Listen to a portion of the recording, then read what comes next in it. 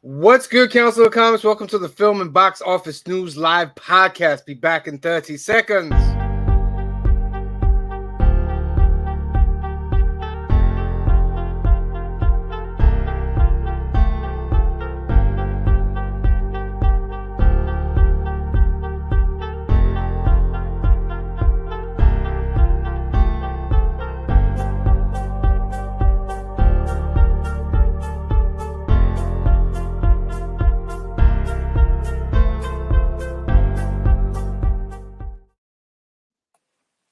What's good, Council of Comics? Welcome to the Film and Box Office News Live podcast, episode number 55. Today, in the words of Freddie, welcome to prime time, Council. Black is like the brightest day. Where are the heroes?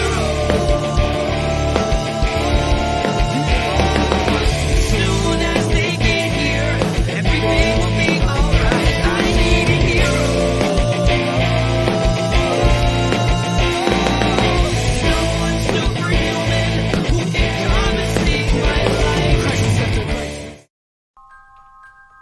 Here, Council. Welcome to the Film and Box Office News Live podcast, episode number 55 for this October 1st. Scaretober is in effect. We're going over horror movies and all that stuff, so we want to thank everybody for watching. If you have not subscribed yet, please hit that subscribe button. If you're on the Facebooks, we'd like you to jump over to the YouTubes and find us on YouTube and start watching on there and hit subscribe on there.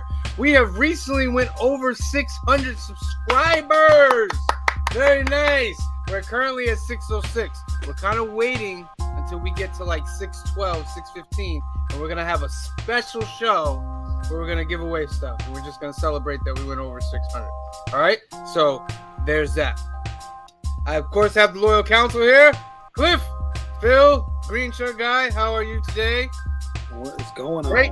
Doing great, yeah. Excellent, excellent. Of course, how we start off the show, let's go over some things. Cliff, you are up. Why is the screen frozen again? This always does this. The actual's on the loose again. Hold on.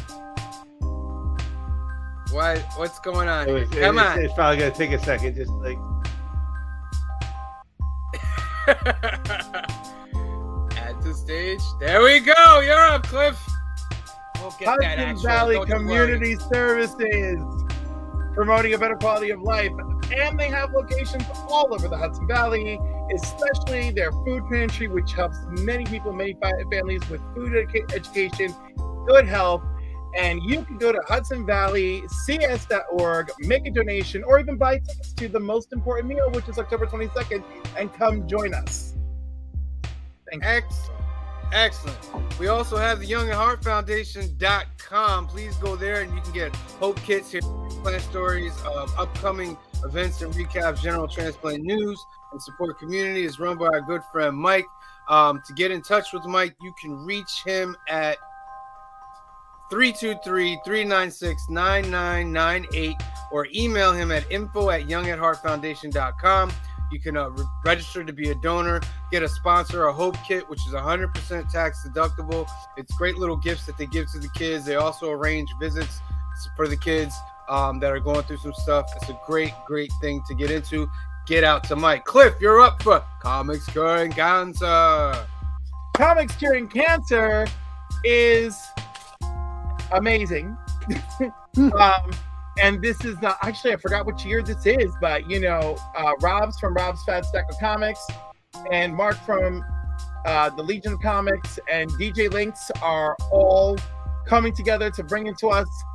Actually, oh my God, it's coming very soon. So yeah, the weekend of the 20th, the 21st, the 22nd, it's basically non-stop 24 hours sessions of YouTube with fantastic prizes and things you could win. And of course, like this Comic Mint variant cover that you can pick up for $20 where all the proceeds, because Comic Mint picked up the bill for the comic book printing. So all the proceeds will go to Comics Curing Cancer, which is associated with the American Cancer Society. And Rob from Rob Fat Stack of Comics will be here tomorrow at 8 p.m. Tomorrow. Yes, to tell us indeed. even more about it and the great stuff we have to look forward to. Excellent. Next up, of course, we give a shout out to Alterniverse. This is our favorite comic shop where everything goes down. We do all our filming, we get all our books and great stuff. You can get in touch with Anthony at 845-233-4234, or you can email at alterniverse2@aol.com and go to the website alterniverse.net for your comics, cards, toys, and they offer the Hudson Valley's best selection of comics. Give a shout out to Anthony in Hyde Park, New York. Yes. All right. Woo. All right, let's get into some comments here. Trev, the shipping guru, is in the house. He says, what's up? Good afternoon, council. Hey, Cliff, bro. Comics by the Bay is in the house. Shout out to Comics by the Bay. Thank you for joining us. Very, very nice. Very, very nice. Excellent. So this is the film box office news. Let's get into some news. I talked to Cliff about it, but I don't know about the rest of you guys. But have you watched? Let me get it up here.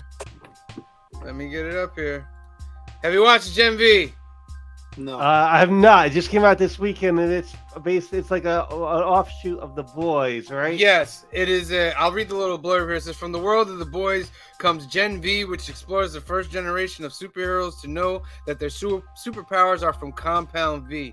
These heroes put their physical and moral boundaries to the test, competing for the school's top ranking. So basically what it is, there's this college called God U-Link, whatever it is, God University. And what they find out is that all these kids' parents, when they were young, their parents decided to give them Compound V when they were young. And it created a whole little generation. I think there was about 400 of them that gave them all powers. And it centers around a certain group of young heroes, well, you can call them heroes, but powered up V people. You have seniors who's like Luke and his girlfriend and one of the others, and then you have the freshman who's played by Jazz Sinclair, who does a fantastic job on the show. She has blood power. She can control blood. Luke is a guy that can get into flame. He can become flames and stuff like that, and real strong. There's one that they call Cricket. She gets really small, really big, and they're touching on a lot of things that me and Kamori talked about. They're touching the girl with blood power. She has to basically slice herself so that she can use her powers, and she ends up doing that in times where she's very, very stressed out and stuff. The Cricket character, the only way she can become small is if she purges herself. I don't want to get into the tech, for YouTube algorithms and all that stuff, but she has to purge food from her body to get small, and the only way she gets big is if she eats. There's one that can touch and influence, but it's basically a college, and it's very The Boys. They don't care about these kids at all, is what I'm trying to say. They don't care about these kids at all. They rank these kids every year in this top 10 of who's going to be the next into the 7.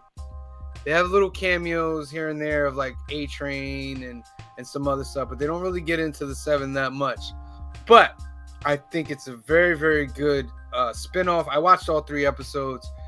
Me and Kamar were wow, this is wild. Some loose writing in here where I wish they would do a little better, but it's right where The Boys is, man. If you like The Boys, you're going to love this. It has the outrageousness. It's just pretty wild. I know they dropped the first 3. Do we know how what are they doing? One a week from after the first? One a week from there. Yeah, and they're hour-long episodes. Is it 5, 6, 8? I think it's gonna be 8. Yeah. Okay. 8 episodes. So put aside 3 hours and you can watch the first 3 episodes. Put aside 3 hours. I started watching the second season of The Wheel of Time. This week, which is that's wrapping up. I think they're again, you got 8 episodes, and that's gonna wrap up I think this week. So I'm gonna put it in because I don't mind watching these when they if I wait a few weeks to catch up. Cliff, you said you watched episode 1 of Gen V? Yes. What'd you think? It was good. I mean, I was interested. You know, and like I said, I was like, Patrick Schwarzenegger did a nice job. There are Oh, and callbacks. Clancy Brown, Lex Luthor's, well, Justice League, Lex Luthor's voice, being the head of the crime fighting department. Hilarious. Yes, To me, very but hilarious. He's amazing. He's amazing. I don't want to give away any spoilers for that, but it gets pretty wacky. You guys got the warnings. There's like a warning before each episode of Gen V, right? I saw it on the second episode, the warning. Right, because I saw it on the didn't first see it on the episode. first episode. It's there. Like, immediately it's there. Because Kamari's like, it's potentially triggering. And I'm like, there's a warning at the beginning. Like, there was like a list. It was like... Yeah. Like she said, a lot of potentially triggering content in Gen V. It is. The first 5 minutes I was triggered and I was Yeah. horrified. And then I realized I'm Yeah. watching The Boys. So, you know. Yeah, so if you like that, get into that. All right. Next thing we usually talk about, of course, everybody here has watched it. Ahsoka. Good. Oh, what's this? Ahsoka. Episode 7, the penultimate issue. It was kind of, it was all right. It wasn't. It was good, I guess. It was where I'd leave it. It was good. I didn't think it was great. Yeah, it was like good. Yeah, it was good. So Thrawn, basically Ahsoka has made it with Hu Yang to the new galaxy, and as soon as they show up in this new galaxy, remember from the last episode, Thrawn was like, "I want you to destroy every Purgle that comes out of hyperspace." They literally lined the whole atmosphere with these bombs. So the which they didn't really have an effect on the Purgle, I thought they were just like little dings here and there, but I didn't see any Purgle dying from those bombs. Doesn't mean that they weren't affected by that. Yeah. And they shot right out of there though. I guess this was supposed to be their last jump, but remember, they jumped right out of there. They were like, okay, we're not dealing with this, and the Purgle just were out. They hyperspaced somewhere else. So Ahsoka and Hu Yang have to get to the planet, and they go through. It's very reminiscent of Attack of the Clones, where Obi-Wan is fighting Jango Fett through the asteroids, and Empire Strikes Back, where they go through the asteroids and stuff like that. Very reminiscent of that. I like that very much. But we get more of Ezra and Sabine is getting on my crap list right now. Yep. Because why have you not told Ezra what is going on? She told him everything about, remember the little line, she was like, and the Emperor's dead, and she's like, that's what some people say. That was a little Dave Filoni shot, and like, yeah, he's still around somewhere. But she hasn't told him anything about Thrawn. What's Thrawn trying to do? Why they got there? Not even much about like Ahsoka. Yeah, very annoying. She didn't, and that was another. You just brought up. He hasn't told her that Ahsoka's dead. Well, she thinks she's dead. That was just very frustrating. How you doing? I haven't seen you in however many years. Guess who? Everyone's dead. That's dead. Yeah, I just Is that a want to chill with conversation? you, Come on. Ezra. I just want to enjoy the good time and this and that. I mean, that seems fairly realistic to me. It does, though. All right, you let's go you are outside. Here, let me 100% tell you correct. who's dead. Yeah. What was I gonna say? Side note, something's up with Ezra. He's I don't know what it is, but I think something's a little off with Ezra. Unless it's like poor writing from Dave Filoni. I don't know. I think there's like the chainmail, as you see here, we discussed. Those are all Stormtrooper tag IDs that he created. This red thing, I think it comes from a Night Sister or something wardrobe, because it's the red outfit. It's the same red as all around the troopers and everything. And he didn't want to use his lightsaber.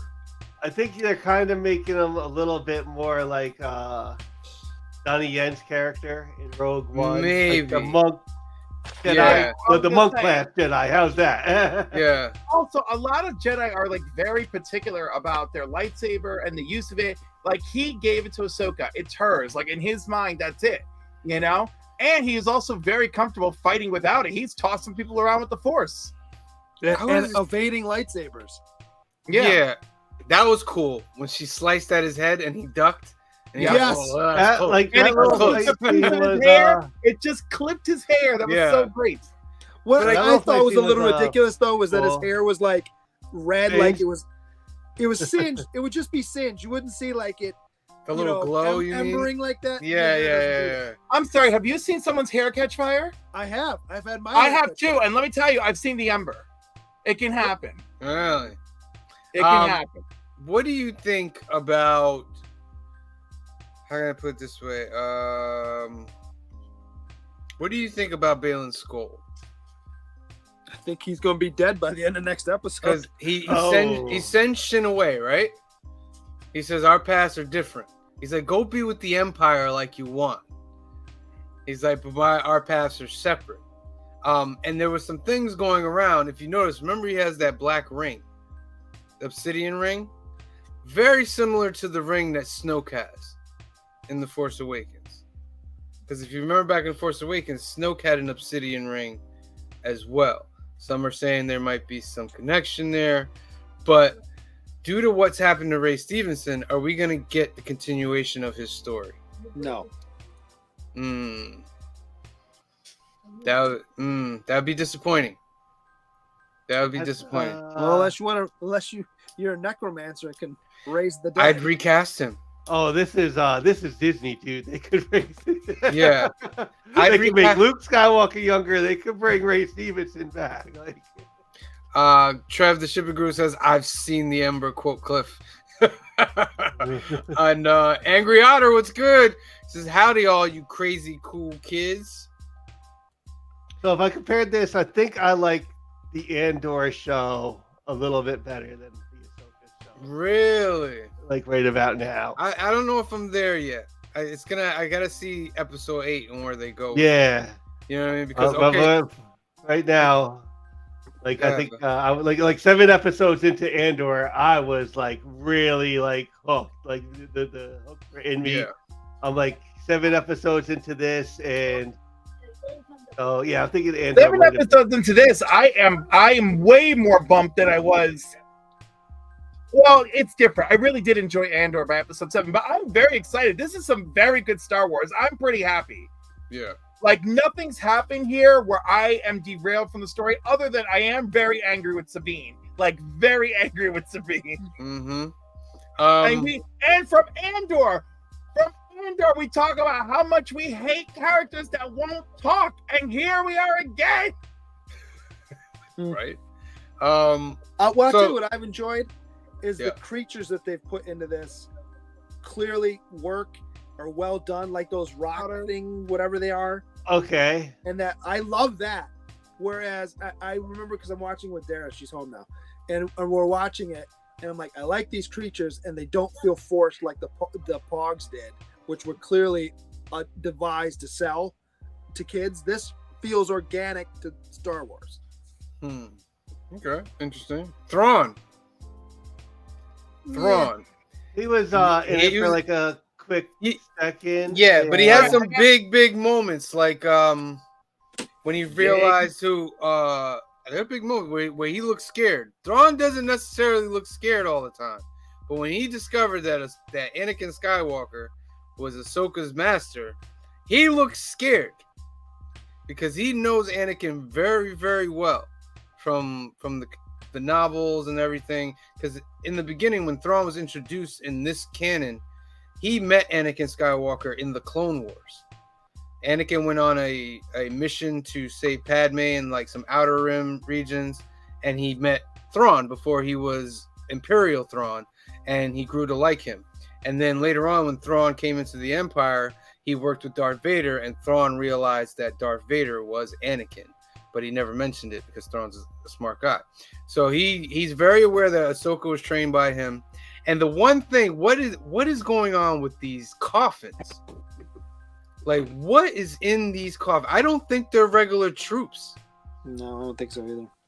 Because he's like, okay, like, we bought ourselves time. And these coffins must be very, very important. Very important that he's going to bring them to the new galaxy. I think they're like old warriors. If you look, there's a lot of YouTubers now. They've deciphered all the writings on the walls and stuff like that. And I like it because it's linking the Jedi Survivor games as well. There is, what up, Larry? Thanks for joining us. There is a race that existed way before the Old Republic that they're introducing, the Zepho. And the Zepho are these force beings that existed in another galaxy. They came to our galaxy, and eventually they turned bad, and they had an emperor type dude called Kujet. And on the walls written, it says, "Praise Kujet, may he reign for all time." And in the Jedi Survivor games, if you watch the clips or played the games, you'll know that the Zepho and Kujet were huge because Cal Kestis had gone to Dathomir and went to one of the temples, and they explained who Kujet was and all that stuff. And basically what the Zepho and the Kujet were basically the forefathers of the Sith. They're where the Sith got their lessons from, and from the Dark Night Sisters. Angry Otter says, "Wicked Jedi Master." I mean, is it possible that all? I mean, that's a lot of coffins that they're putting on there, right? I mean, it's a lot. Mm-hmm. Is it possible that they're all former Sith, and the sisters are going to raise them from the dead and attack the New Republic? Very possible. As a Sith army. Yeah, I think he's trying to create an army unseen. Because if you think about it, if he's coming back to fight the New Republic, he can't do it conventionally. And he can't right? do it with the troops he has because he doesn't. Yeah, so he needs some kind of mega weapon to come back, and I think that's what it is. And I think they're going to bring him to Dathomir. And if you watch Clone Wars and all this other stuff, they're going to raise these things back up, and they're going to be his army. What I thought would be cool is at the end of this episode or something, like when Thrawn comes back, Luke is waiting for him. I think that would be pretty cool. Well, yeah, like, you know what I mean? Because how does another thing, C-3PO shows up in this episode. I was gonna say we're just gonna gloss over that. Yeah, C-3PO shows up, which was phenomenal. I love C-3PO and everything he shows up with, Anthony Daniels, and he says he's representing Senator Organa. I love it, and I just happen to have this video. General Organa. General Organa, yes. I just happen to have this video of her ordaining this trip out there. So General, whatever her last name is, I can never remember her name, is fine. I just happen to have this. Yeah. Hera. General Hera, Syndulla, General Syndulla. And if you want to really go after it, why did you have this conversation about not sending her without me there? Yeah. Yeah. I love that. Which leads me to my thing. If Leia knows about Thrawn and all this, she has to tell Luke. You can't just not tell Luke that Ahsoka left and Thrawn might be coming back. Maybe Luke's off, milking those things on that island. No, he's not there yet. He's building the temple early. right now. He's building that temple where he had Grogu. So is he though? No, he is. Yeah. Yeah, because the last time we saw him, he was still building the temple, and Ahsoka was with him, and that was actually not even the Mandalorian. That was Boba Fett. That's when Boba we Fett, last yeah, saw yeah. Right, him. but how long ago was that as far as the timeline with this though? That's That's only right before this series. It takes right. It's only a okay. few months, and remember, because the TIE fighter pilot, no, not the TIE fighter pilot, the X-wing pilot, who's been with us all this time, Carson. Yeah. Yeah, Carson. you're right. Yeah, okay. Right. You're right. He's literally, I think he's there for a few reasons, but I mean, one for continuity, but I think he's there for the audience because we like him, but also our continuity, so we know where we're at by his presence and input, because he's ready to defend Hera at that proceeding, and is like, I have evidence that other stuff has taken place. And then of course, what's his name, Shion or whatever he is, that garbage. Ziono. Yeah. How can you be on that council and look at him and not be suspicious of him? Yeah. You think he's a Thrawn or Empire? Of course he is. Of course he is. He's horrible. I think he's sympathetic. I don't know if he's with them though. Right, I thought about that too. He is disgusting. Like, and actually, There's no middle of the road with you, is there, Cliff? There's no like people have two sides. They're either a piece of trash or they're exalted with you. this guy is a piece of trash. But Okay. I'm saying, you're not. All even, right. You just glossed over what I said. People can't have Well, People dual. are I you think- kidding listen. me? I am very forgiving of duality, okay? But in my life, there are Dolly Parton and there are this guy. Dolly's. Well, Dolly he continues seems he he's the continues trash. his trashness because in the novel Bloodlines, which takes place about 10 years after this, he's the senator that reveals to everyone that Leia is Darth Vader's daughter, forcing her to leave the New Republic and start the Resistance.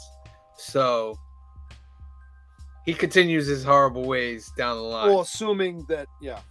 You know what I mean? But if you think of it, though, is that bad that you're revealing that she's Darth Vader's daughter? Well, when you're doing Well, it as why a are political you doing play, it? yes. Why are you doing it? It's not- Yeah, we know why he's doing it. He's a scumbag. Now, is his son Oh, actually, is that what it is? is his son one of the good guys? His son is the main character on that 2-season animated show Resistance. You're right, exactly. Like Yes. his son, I know, is a good person. Yes. He is not. Yes. All right, so give me some predictions for episode 8.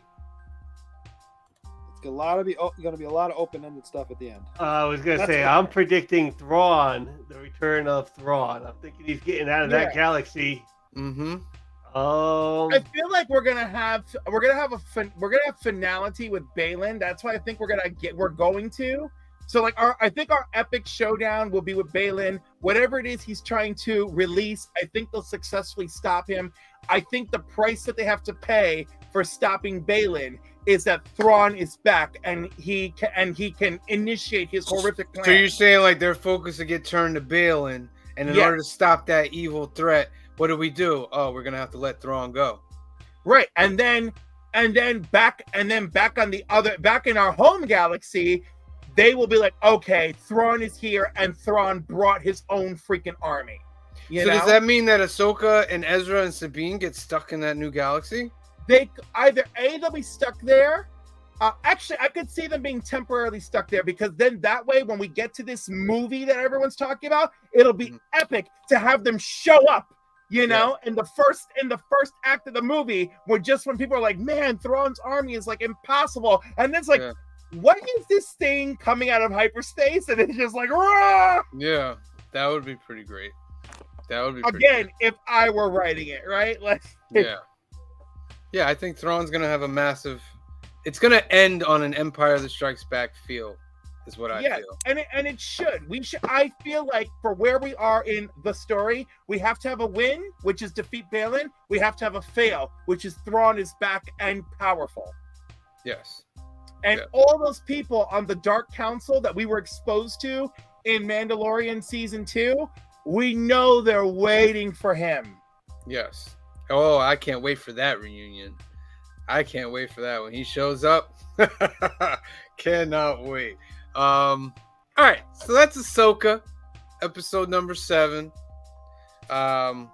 He Great dies. Ahsoka kills him. She's stuck on the planet. That's my call. You think Thrawn's dead?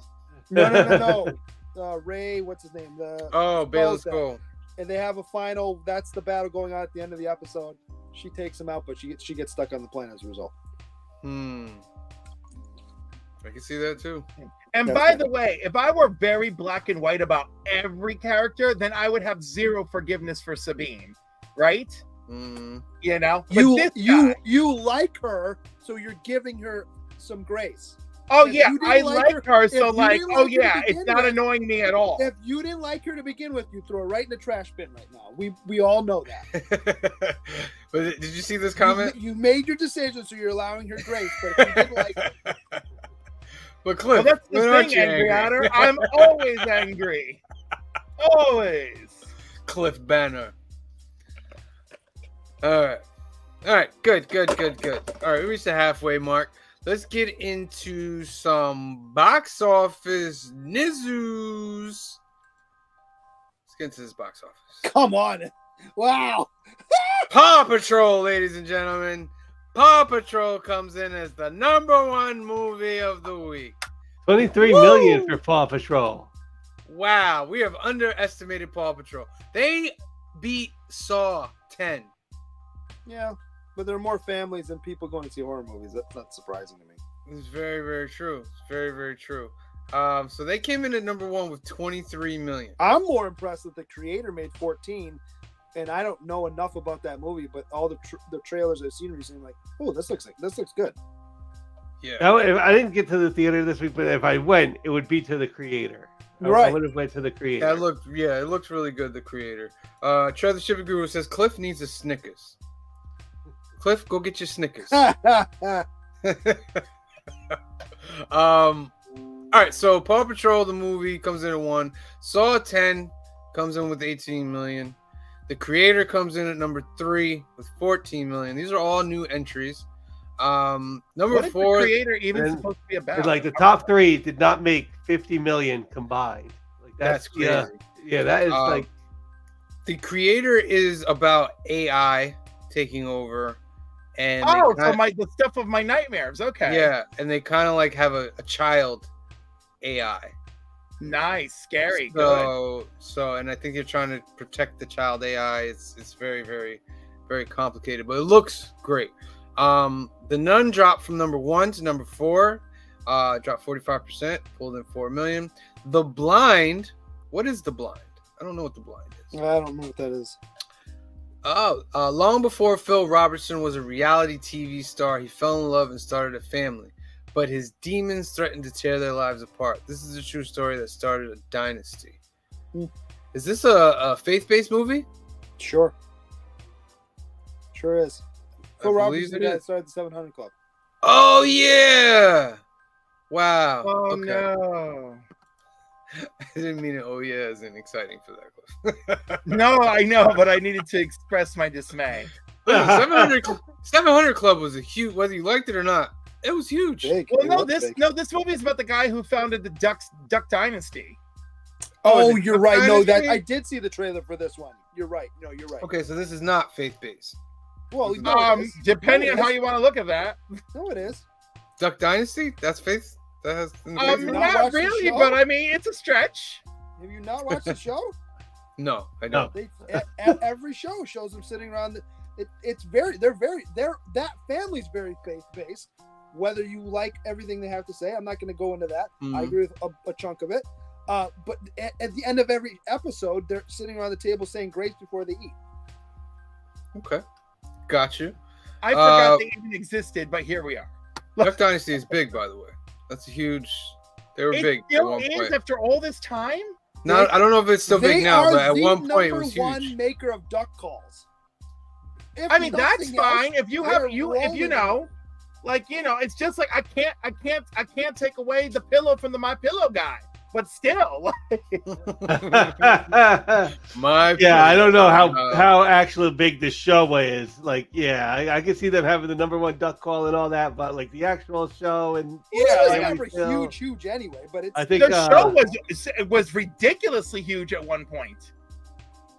Yeah, it was really, really big. Like our cultural phenomenons are sick. Angry Artist says Duck Dynasty people are ultra conservatives. yeah, Big you know, surprise. it ended like in 2017, so it has been like some time. It's been some time. I don't think they're like you really heard about it since. Like they just went off the air quietly, and now they got a movie, I guess. About they it. got their money and they got out of there. Yeah, I Coming think in so. at number 6, we have A Haunting in Venice that dropped 40%. Dumb Money is up 44%, making about 3.5 million. Weird is It's also 2,000 more theaters. 2,000 more theaters, yeah. I heard good things about Dumb Money. Surprisingly, I'm gonna watch it, but I think what I said last week is I've seen about 3 documentaries, so that none of this is going to be news to me. It's a dramatization of the stuff I already, of the talking and documentaries I've already seen. I'm just checking my audio. by the way, it's a movie with a real life plot line about fighting the 1%, and this movie was funded by the 1%. Isn't that wild? It's horrible. And the people making the money off this are the 1%. Exactly. I'm like, this is terrible. Welcome to Earth. Thank you for coming. The Equalizer 3 drops from number 4 to number 8. They pulled in about 3 million. Expendables dropped 69%. How much is that? Ooh. What's its grand total right now? Ooh, it's probably very hard to see. Madness. 19 million. Oh my God. I mean, that's not even what it cost them to make it. If that's not a statement, I don't know what is. I mean, that might make money on the back end in Digital, maybe. right. No. Digital. No, there's not enough digital. Oh my God. There's not enough million. digital. It can't be that bad. Is it that bad? Or people just don't want to waste their time? I think it's a lot more the latter than it's really that bad. I think it's. I think a lot of people. It's just it's not. I think the fresh anymore. Expendables might have been expendable after the third one, Wow. and your money is like kind of like you're gonna hold out for a better movie. There's Do a you lot better. think it has anything to do with Sylvester Stallone's recent coming ups in the news of how he treated Michael B. Jordan and the Creed gang? And No, I don't think it has anything to do with that. No. None of that went really super bad for him, And that happened so long ago. I don't think that the news cycle is very short memory. So I don't think anybody's even thinking about that right now. Angry Otter says, number 10, Barbie. Did you see the theory that it's a trilogy of Elf? Toy maker and Elf makes a Lego city which shows in Lego movie, and when he grew up became a CEO of Mattel because he was a toy maker. That's pretty funny. That's funny. pretty Hilarious. cool. That's terrible, but that's funny. That's pretty cool. I like that. Still Okay. a top 10 movie. Like it's Still top 10. Like That's the movie of the year right there. And then closing out, Barbie, My Big Fat Greek Wedding 3. Stop Making Sense is up 21%. What Who movie knows is what that? that is? 2023 re-release. Considered by critics as the greatest concert film of all time, the live performance was shot over the course of 3 nights at Hollywood's Panagos Theater in December 1983 and features Talking Heads' most memorable songs. That's a Talking Heads movie. Okay. Didn't see that coming. Yeah, that was Well, because it stopped making sense. yeah. Clearly. Yeah. Teenage Mutant Ninja Turtles at number 13 is now streaming. I have to watch that movie. It's on Paramount now. It's good. I It's really good. You do like want it. to It's see fun. that movie. It Lives Inside, Blue Beetle still out there, Oppenheimer, Gran Turismo, Carlos Bottoms, Haunted, blah blah blah. Yeah. So that's your box office for this week. Paw Patrol just taking look in at the number one Stop spot. Making Sense. Almost made it's been out since like the 80s. As a concert film. It made almost like half what Expendables did, which is like Wow. a brand new movie. That's crazy, right? That's Yeah. wild. That is wild, my friend. All right, so that's the box office. What do you guys out there think about the box office? Leave us a comment below and It's let gonna be us very know. sad the next few weeks. Is what I think. My prediction on the box office. Let me tell you, this box Doesn't office, get better until this November. box office is terrible, and I'm dying on the inside, because I can't wait to see what happens when the Marvels comes out. And it's Let's make some quick predictions. How much do you think the Marvels is going to do? No. I don't think it's a $1 billion movie. I just want to know, is it going to make it? Like, I want to know, is it going to come out bursting into theaters, right? Or is everyone just so sick of it that it too is just going to come in trickling at 33 million? That's a good point. I could see it getting, because there's really like nothing. Like by the time, like right now, like when we get to the Marvels, there could be like an excitement around it just for getting out to the movie again. Well, Yeah, and there's before I like nothing say to it's not compete going to Well, make any Hunger money. Games comes out before that. What's up? Hunger Games comes out before that. Yeah. That has a huge fan base. Not And like where are Marvel they? movies. We'll see. We'll see how huge We'll that see. fan base is that weekend. I don't think the Marvels is going to be that big, unfortunately. But I think you're do gonna be think wrong. it'll make a dent, and that's what I want to see. And what kind of dent will that be? I think it will do Ant-Man Quantumania numbers. Which Right. was not terrible. Not terrible, but Right. not great. I think it's going You to know do what I mean? really well because I don't think it's really anything I don't think that's going to they compete have against one. it, and it's going to Marvel- blow Aquaman out of the water. Aquaman is the tricky one, right? Angry Well, Otter Aquaman Comics is says the Marvels correct will with it. break 50 million. Oh, it's Be gonna lucky break to break 50 50 million. million. I It's think like it'll the break. 500. The 500 The million thing- is. Yeah. The thing is, I actually like the actors in the Marvels. I want it to do well, and I want it to be good. Mm-hmm. And it has a few things going for it, but it's got a few strikes against it. Like the director being like, "Oh, this movie's quirky." No, no, the audience is tired of quirky. Don't Yeah. say that out loud. And I feel the Marvels has to have an ending that makes us go, "Oh my god, what just happened?" It needs that ending, not like a happy ending and stuff. Something really bad has to happen at the end of that movie. Yeah, I don't know enough Well, about again- it. Is it continuing where Secret Where the Invasion show- left we're off, missing- or are we going like this Yeah. story happened like And- back in 2007? Like, No, where Right. it cuts off at Secret Invasion and Ms. Marvel. So it's going to pick up immediately from the Ms. Marvel series, Yep, because of where she's in Kamala's house. But at Yeah. the same time, timeline-wise, this should also be just weeks after we last saw Fury in Secret Invasion. the world's not in like the good spot. No, it's not. It's not. So again, if they're smart, this should be like my prediction for the end of Ahsoka. There is a win for everybody. Our heroes have a happy ending at the end of the movie, but the cost is something far more threatening. And I think that would be a great ending. If they succeed, but their success came at the cost of Kang's agenda is moving further. Well, Or, here's the thing: you got to remember, and we hadn't brought this Came up. at, Loki came at the season cost 2 of starts Kamala this week. Khan. What'd you say, Loki Grincher? season 2 starts this week. Yes, Loki season So 2 I starts. think you're going to have a better grasp of what's going to be in that movie based on what that series. Okay. Because I wouldn't Um, be shocked if there's a Kang cutscene at in Marvels. Angry Otter says, my cousin was in the last Hunger Games movie. I would love to see her make a reprisal. Tigress, yes, she's a big character in the prequel book. She's a big character. She's the cousin of Snow. But I don't think she'll have like the whole cat transformation yet.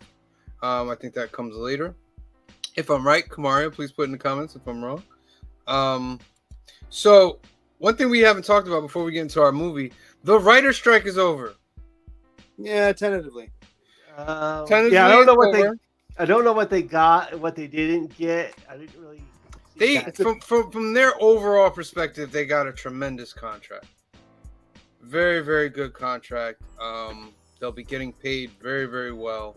They worked out all the details of AI. Like AI, the studios cannot force the writers to use AI. The only way AI can be used is if there's a human counterpart to it that is overseeing the AI.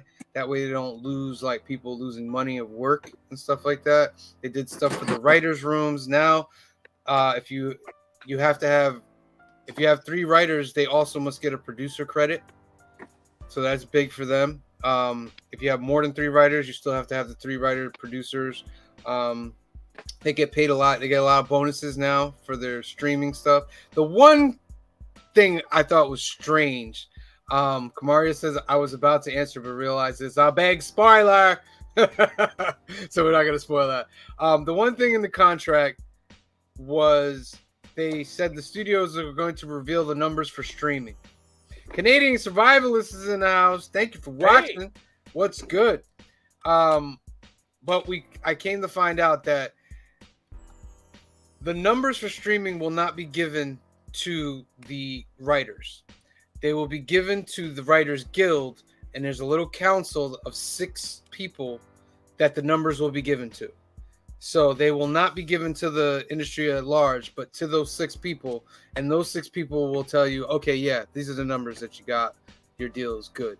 So the studios are still getting away with not letting people know what the numbers are. Who decides who's on that council of 6? That's a question as well.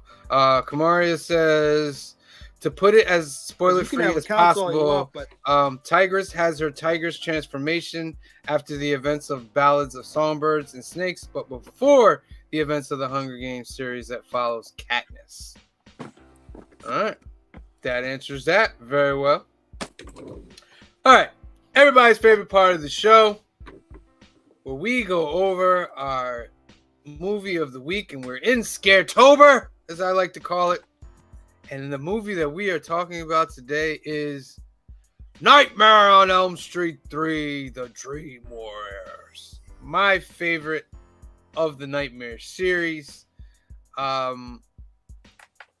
It stars Robert Englund. It stars Heather Langenkamp, Craig Wasson. It's written by Wes Craven, Bruce Wagner, and Frank Darabont, and it's directed by Chuck Russell.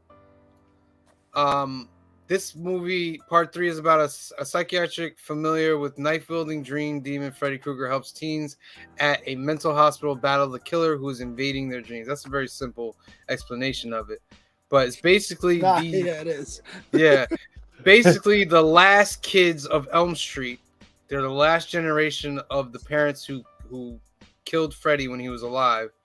They're in this psychiatric ward, and they're having dreams of Freddy. And Heather from the first one comes in, and she tries to help them with their dreams and the whole Freddy thing. Heather being the character of Nancy. Nancy, yes. Nancy comes in and tries to help them with that. This is where we were talking about it before we got on the air, that this is the first Nightmare that kind of dived into the comedic aspect of Freddy Krueger. Still, it's more horror, but it's a little bit more funny. I mean, okay. He doesn't have like the super cheesy one-lines. Yeah, I didn't think it like, was really funny, but that's me. Yeah, he doesn't have like the real cheesy one-lines. Like I think that came around like number 4 when he had like the power glove and stuff. Like, Power glove. Yeah, I think like he didn't really get there yet. So, but he does have like a few moments, and like you know, like the arms and stuff coming out of the TV. Like they definitely had to come up with a few extra creative ways to start like killing the kids of Elm Street for this movie. It's not like he's just gonna like cut them open and out come their guts everywhere. No, they started getting like a little bit creative. What I really thought was great about this movie was I know like some of the special effects looked aged, but the stop motion animation for the skeleton and the puppet scene I thought was fantastic, but especially the skeleton. Oh man, you know that skeleton was great? So great. You know what I thought was great? Young Lawrence Fishburne. Yes, he was excellent. Yep. Yes, he was great. I just like this aspect of the kids now becoming like superheroes a little bit. You know what I mean? And like the dreams, they become like kind of like you're right, superheroes. They each have their own like thing. Yeah, my favorite was Kincaid from the jump. I love the way he reacted to everybody. It's just the way he was. Like, no, I'm not dealing with that. F you, blah, blah, blah. I'm so glad he lived. I thought he'd be one of the first ones to go, but he actually makes it to the end of the movie. Doesn't have much in the beginning of the 4th movie. But at least he made it through a whole movie. You know what I mean? And he was pretty good. Well, we come to find out that how the birth of Freddy in this movie. We learn the origin somewhat. His mother, who basically is revealed at the end as the ghost, the nun that's following them around, tells the story of how Freddy's mother was trapped in the psychiatric ward by the inmates. Nobody knew. So for like 3 days or something like that, she was, attacked, abused, all these other things. And she came up with the line as one of the greatest lines of horror I've ever said. The son of 1,000 bastard maniacs, or something like that. Yeah. And I was like, oh my God, that's such a great. Bastard son of 1,000 maniacs. Yeah. Yeah. I was like, oh, that makes it so good. Larry says, Big Bubba Kincaid. Yeah, Kincaid was the man. And you kind of get the little origin of how Freddy became who he was that way. Nancy's on a drug where she can sleep but not have any dreams. It's called Hypnosil. That's And I'm right. like, I wasn't what that drug was. yeah, I was like, that's it. That's the answer. Except you die, but it's all right. It's the answer because she's actually come from the first movie till now and haven't dealt with it, right? Because she's on this drug. And I'm like, well, maybe that's the answer. But of course, the psychiatric word is like, no, you can't just give kids stuff that they don't know, blah, blah, blah. I like the scene where they're all think they're going to go to sleep when they bounce the ball, that it's going back and forth, and they have to look at it. And he's like, oh, you're getting sleepy. And then they're like, we're still awake in here. And then he bounces it one more time, and then like all the balls go into the air and stuff. I thought that was really, really cool. I was like, oh, they're asleep. That's great. Oh yeah, the kid goes into a coma, right? Yeah, Joey. Remember Joey? Oh yeah, Joey was gonna the nurse. Yup, the nurse scene. Not to be confused with President Joey. More on that later. Our Joey from Council of Comics. Larry says that was also used in Freddy versus Jason. Was it? Okay. Very, very interesting. The Joey character doesn't speak. So his power in the dreams is that he can speak, right? Well, he has Sonic Scream like Black Canary. Yes. Joey, yeah, that's a great line too. Joey's feeling a little tongue-tied. yeah, that was great. And Robert Englund, when they rebooted Nightmare and they had the guy from Watchmen being, I was like, you are no Robert Englund, my friend. Like, Robert Englund should play Freddy until the day he drops, honestly, because he's just a great, great actor. In that. I like Jackie Earl Haley, but they went like so much. I think he could have done it, by the way, but I think they just chose to go so much darker with Freddy in that reboot, and it just didn't work. Like how Freddy works is like Freddy's like most scary when he's not on the screen. It's like one of the things you notice, like it's the trick of how Nightmare on Elm Street works is they'll be in like the dream, and you won't see Freddy. They'll just be like walking down the hallway, and you'll hear like the noise or something. It's like, or the floor will turn to like mud or something. Yeah, trying to get out. What about that? Like Worm Freddy, where he was like, Worm Freddy, horrible. Mario was like, "What is that?" I was like, "That's Freddy." Was it a worm though? couldn't tell. It looked like Dune Worm to me. Yeah. Larry says, but Friday should have been that way from the beginning. So that's how Freddy like really works. It's not really like they are like a little bit gory, but it's not like the gore was always like they were always like made to more gory to me as a kid. Like, oh, you can't watch this; it's so gory. Yeah. Now, like when I first watched this on WPIX and watching it this time, I'm like, they did a very like they edited like exactly what they needed to. Language and like some moves, and that was it. Like WPIX at 8:00, kids could see it. Yeah. Yeah. So what are some of the other kids? Kincaid is superpowers, right? The Wizard Kid was probably my favorite. The girl that was hooked on drugs. I thought she looked the coolest. She looked the coolest, but she had the mohawk, storm mohawk, whatever, and she had the blades. Like, in my dreams, I'm pretty. Yeah, and I'm bad. You didn't do much though when Freddy came up though. Who else do we have? And the main girl. What is her name? Kristen, Patricia Arquette playing her. Kristen, she can bring people into the dreams. She can kind of control the dreams a little bit, which was a key factor. Yeah, bring Nancy into like the dream. Yeah. The wizard guy. The wizard guy. Freddie played with him too much, man. Like the chair. Yeah. With the wheelchair. The wheelchair. It's like I said, Freddie used like a lot. I don't believe in fairy tales, kid. When he said, "I don't believe in fairy tales," I was like, "Oh my God, Freddie, what are you doing to these kids? What are you doing to them?"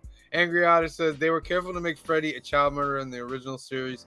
They made him a pedophile in the remake. Yep, you could not relate to Freddie in any way. Yeah. What's he right here? Christian. What does that mean, Lara? What does that mean? So yeah, they eventually end up, after Freddy kills a few of them.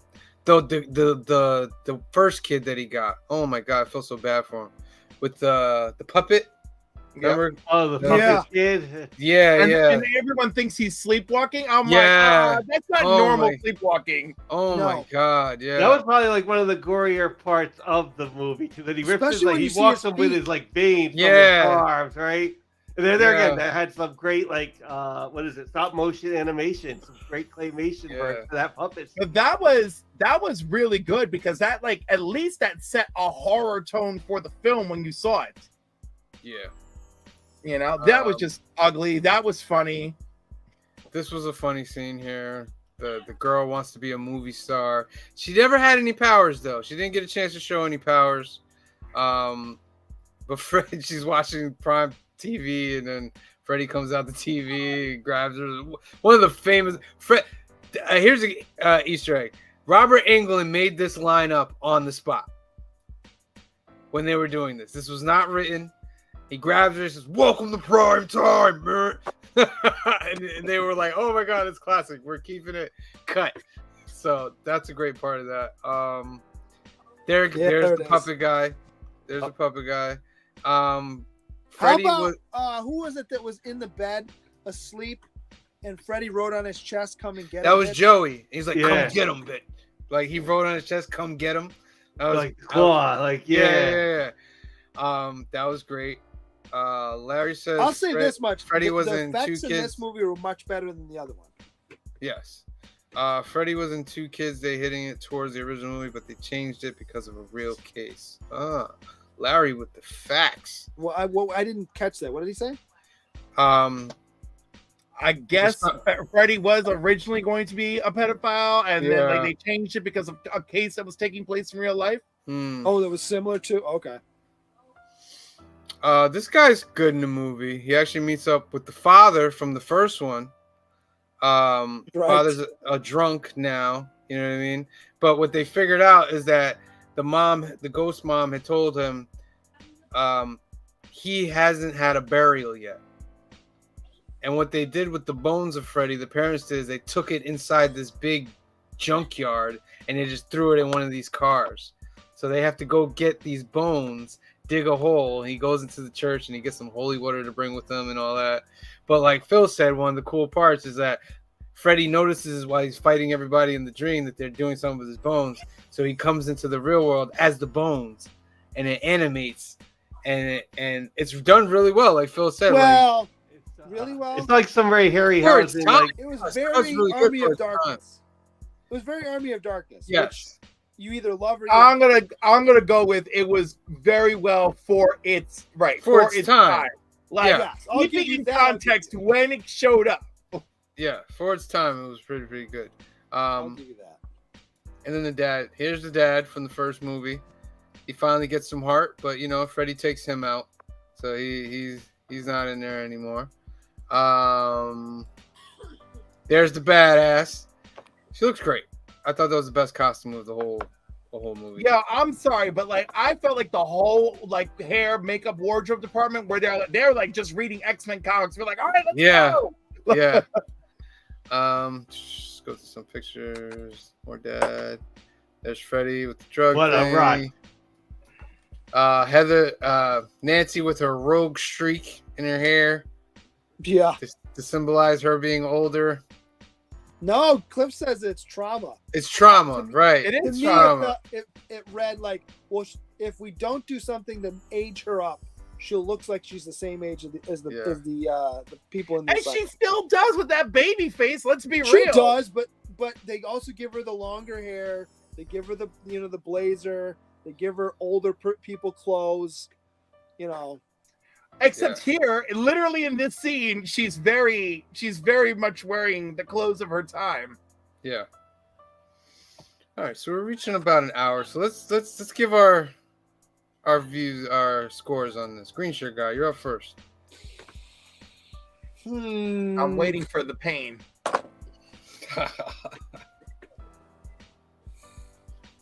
I can't think of the I would last say movie. it's better than the first one in many respects, but I like the originality of the first one. 6.5. It's good, but it's not my. It wasn't great. Okay, Phil. I do like as older, I do like the first one probably better now, but this was like the first Freddy, and I'm gonna have to kind of agree with Green Shirt Guy. It is really like a 6.5, and I might like bump it to a 7 because I did like that skeleton, but it's like a 6.5, 7 area. And for like a number 3 horror movie at the time. Like usually right now, horror movies just crash and burn. Like they'd be like Expendables 4, okay? And this didn't get that level of bad. This was actually like still enjoyable. And it's Nightmare on Elm Street, so it's still fun. All right. I mean, I'll give it that it's reinventing itself on the fly too. It didn't just go, okay, we've done 2 of these. It's a new set of kids we're gonna kill off.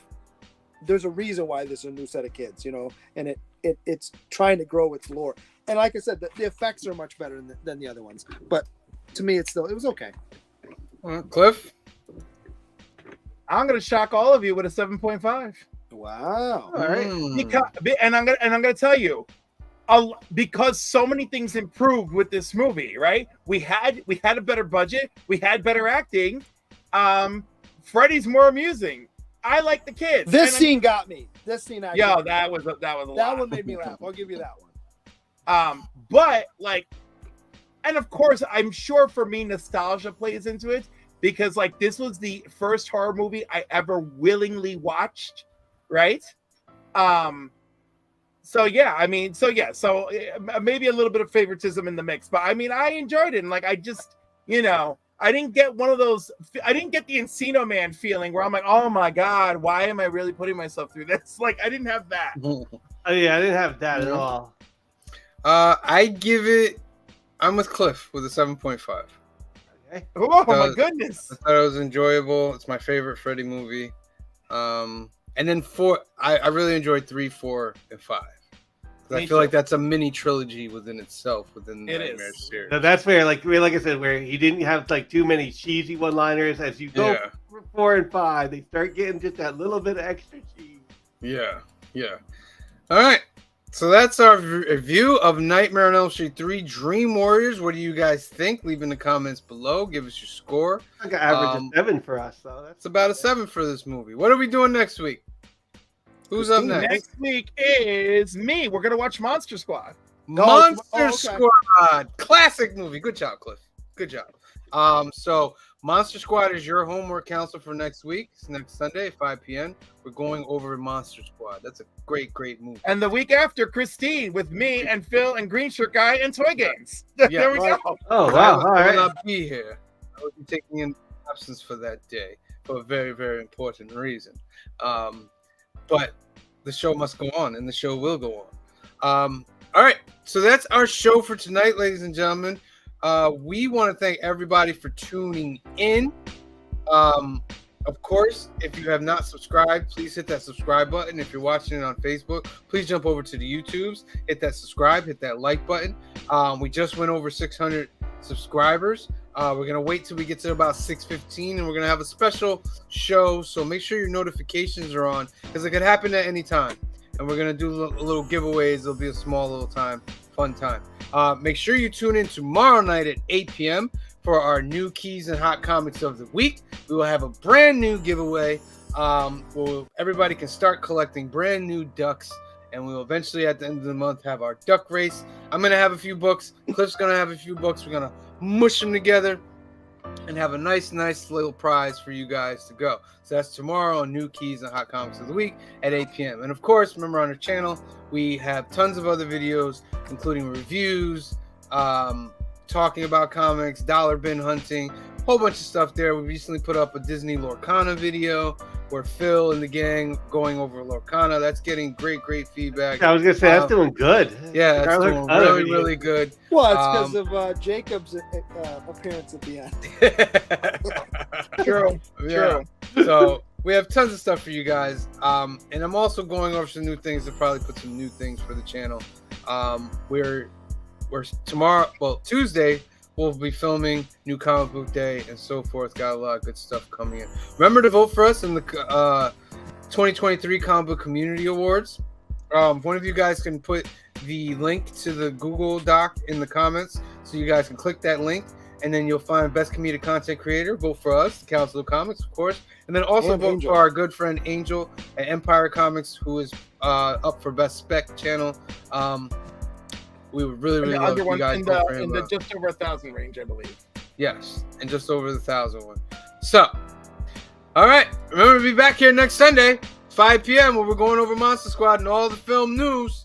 And we'll be back here tomorrow night at 8 p.m. to give you all the new keys, all the hot comics coming up for this Wednesday, New Comic Book Day. So, for myself, for Cliff, for Phil, for Green Shirt Guy, and the rest of the Council of Comics, we love you, we thank you, and we'll see you next time. Peace.